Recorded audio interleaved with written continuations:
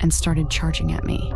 The others in my tent seemed fine. I was too terrified to move. Nightmare generator. This is the story of when I was at summer camp, around 12 years old. After a full day of activities, my friends and I were back at our camp, resting and swapping scary stories. As you might know, I'm a huge fan of horror. I make horror stories on YouTube, I love horror movies, and I even visit real haunted houses. So naturally, I was all in for the creepy stories that night. One of the kids mentioned something weird about Celine, one of the staff members. She said she saw Celine talking to herself, like someone was standing in front of her. That reminded us of something strange Celine said when we first arrived at camp. She was counting us and asked, "Why are there 7 people here when there's supposed to be 6? We told her there were only 6 of us, and she shrugged it off, saying, "Oh, my bad." After a while, we all went to bed. Later that night, I woke up needing to use the washroom. On my way there, I passed Celine. She was on night duty that evening. I went to the washroom, and on my way back, she suddenly said, "Are you nuts?"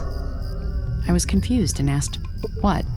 Then she snapped, "You're not supposed to smoke," and started charging at me. I froze. She was way bigger and older than me, and I was terrified. I squeezed my eyes shut, bracing for her to grab me, but then I felt her rush past. When I opened my eyes, I saw her standing in the middle of the path, waving her hands around like she was grabbing something out of thin air. Still in shock, I blurted out, "Who are you talking to?" "There's no one there." Celine paused, looked at me, and her face dropped. She mumbled, "Oh shit, not again. I'm so sorry. Can you keep this a secret? I sometimes see things." I just nodded, not sure what to say. As we both turned to leave, I suddenly heard loud, eerie laughter behind me, right where Celine had been standing. I stopped in my tracks, and so did she. We looked at each other, and Celine asked, "Did you hear that too?" I nodded, speechless. I went back to bed, but I couldn't shake what had happened.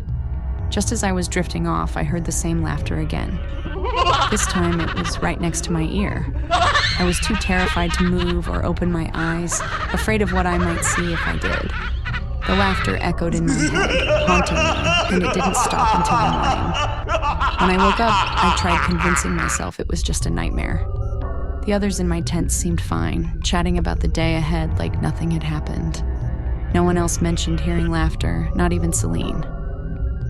It was as if the entire thing only happened to me, but I still remember it.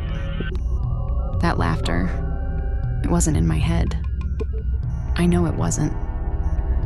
Somehow, I felt like whoever or whatever it was had followed me back to my tent and stayed with me until dawn.